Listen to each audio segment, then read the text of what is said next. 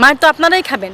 আগে যখন ওই যে মন্ত্রী ছিলেন তখন হয়তো কেউ গায়ে দিতে সাহস পাননি, আর এখন তো আমজনতার কাতারে চলে আসছেন। আর রাজনীতিবিদ না হতে যাচ্ছেন, দেশের মন্ত্রী না হতে যাচ্ছেন, 2-4 বার হচ্ছে এরকম কেলা নিয়ে না খেলে তো হতে পারবেন না। এটা তো খুব সোজা। এবং এটা শুধু না, আপনি দেখবেন ভাইয়া, এরপরে এটা জাস্ট শুরু, এরপরে আরও আরম্ভ হবে। এবং এ দেশের ছেলেপেলেরা এরকম বিজ্ঞানও ছিল না। এই কয়েকজন সমন্বয়ক মিলে ডাক দিয়ে তাদের স্বার্থের কারণে এখন নিজেদের কুয়ায় নিজেই কুপকাত হবে।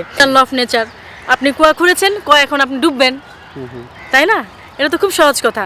আপনারা এদের ইউজ করেছেন, প্রাইভেট ইউনিভার্সিটি ছেলেপেলেদের ইউজ করেছেন, করে একটা আন্দোলন একটা ঘটিয়ে। ওরা তো খুব মানে নাজুক ছেলেপেলে। একজন বর্ষিয়ান রাজনীতিবিদ, তাকে দেশ থেকে বের করে দেওয়া, এটার যে মানে কি পরিমাণ প্রাকৃতিক প্রতিশোধ, এটা এবার তারা খুব ভালোভাবে এটা বুঝতে পারবে। এবং সার্জিসকে মারা, এটা আমি কি চোখে দেখবো? এটা আমার চোখে দেখার কিছু নেই। ওই যে বললাম, সব কিছু উপর থেকে ঘটে এবং প্রকৃতি তার নিজের মতো করে মানে প্রতিশোধ নেয়। নিজের কয় আপনারা নিজেই পড়ছেন। এখনও সময় আছে, যেভাবে ভালো হয়, দেশটা খুব সুন্দরভাবে গোছানো ছিল, এভাবে করে গোছানো দেশটাকে আপনারা প্লিজ নষ্ট করবেন না। আপনাদের জন্য বলির পাঠা হচ্ছি আমরা সাধারণ জনগণ। এটা আমাদের কোনোদিন কাম্য ছিল না, কারণ আপনাদের ব্যাংক ভরেছে, আপনাদের বিটকয়েনে আপনারা লাভবান হয়েছেন, আমরা হইনি। আমাদের 70 টাকা কেজি চাল কিনে খেতে হয়।